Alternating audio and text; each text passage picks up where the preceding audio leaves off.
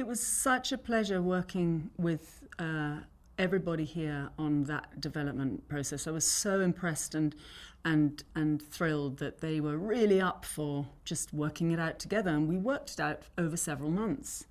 And we tested, and we looked at other options, and we tested them. We kept pairing away and pairing away.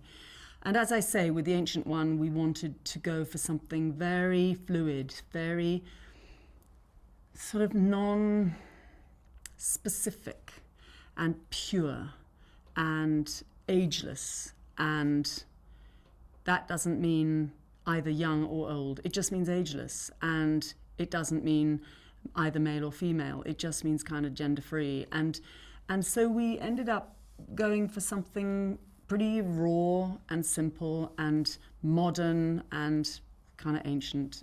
So Stephen Strange is this incredibly brilliant, super arrogant, very entitled neurosurgeon who is in New York, fixing people brilliantly, taking all the credit, taking all the money, super rich as a result, and not exactly digging deep spiritually, you might say. And he has a car crash and he loses the use of his hands, and it's kind of a disaster. And he spends all his money having hundreds of operations, well 9 I think it is actually, to have his hands put back together, and they don't work. So he's really at the end of it, and he's out of cash, and he's alienated his girlfriend, and he hears that there is this guy who he knew was paralyzed, has been walking around, and the reason he's walking around is because he went to this famous healer, or this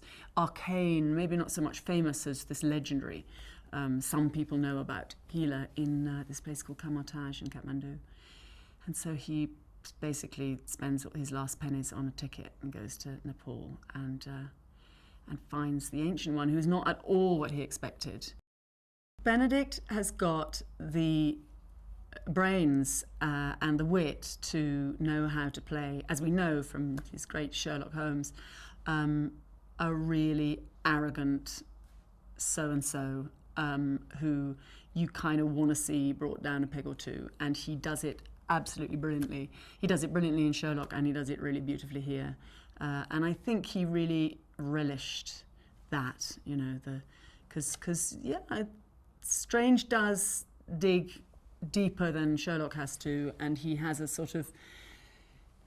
a real enlightenment of the spirit in this film, and I think he really loved doing that. I think that was a personal kind of pleasure for him to go on that journey, and I think he's just fantastic.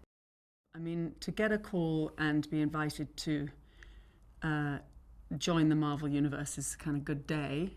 For me, I just couldn't imagine such a thing might happen. So it was a great laugh when that call came in.